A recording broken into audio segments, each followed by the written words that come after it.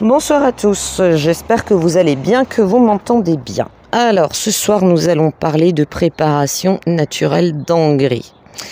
Alors, tout d'abord, à votre gauche, vous avez du marc de café. Le marc de café est utilisé en engrais qui est naturel, riche en azote, en phosphore ainsi qu'en potassium et magnésium. Attention à ne pas mettre trop de marc en poudre de café car il acidifie le sol et favorise la végétation au détriment de la floraison. Il est apprécié par les plantes de terre acides et les tomates. Il est un répulsif à limaces, escargots et pucerons. La cendre de bois que vous voyez dans le petit pot à votre droite, elle est constituée de chaux pour 20 à 50%, donc riche en carbonate de calcium. Elle contient 3 à 9% de potassium, 14% de silice, 4% du magnésium, qui est un constituant essentiel de la chlorophylle, mais il a peu de phosphore. La cendre de bois équilibre l'acidité d'un apport excessif de marc de café. Nous avons, alors là j'en avais pas sous la main, vous avez aussi la coquille d'œuf qui équilibre le pH du compost et neutralise l'excès d'acidité du sol. Riche en calcium, en magnésium, en phosphore et oligo-éléments tels que le magnésium, le bore, le cuivre, le fer, le soufre, le silicium et le zinc. L'ortie en purin, on utilise 1 kg d'ortie pour 10 litres d'eau.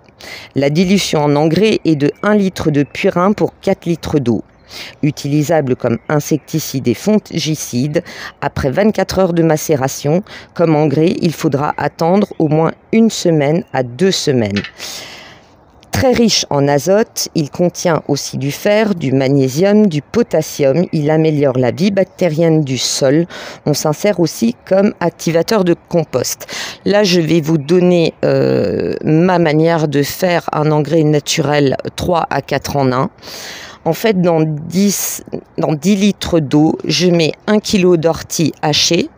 Je mets un bol de marc de café, donc un bol traditionnel normal, rempli à ras-bord, et un bol rempli à ras-bord de cendre de bois.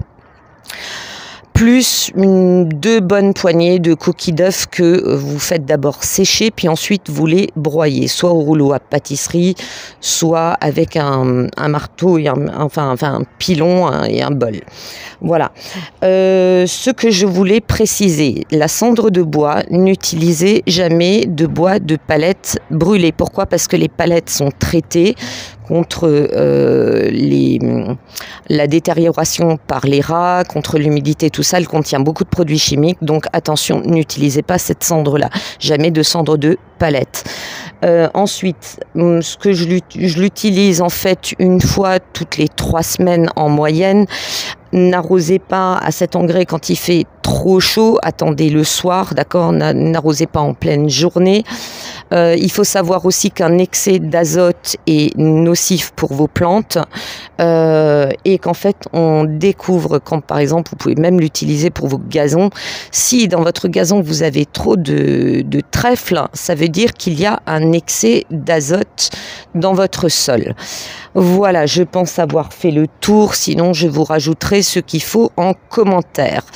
Je vous avais dit que j'allais en parler depuis au moins 8 jours, sauf qu'actuellement je suis un petit peu débordée, donc mes vidéos sont courtes un peu à la one again, mais je n'ai oublié personne, donc voilà.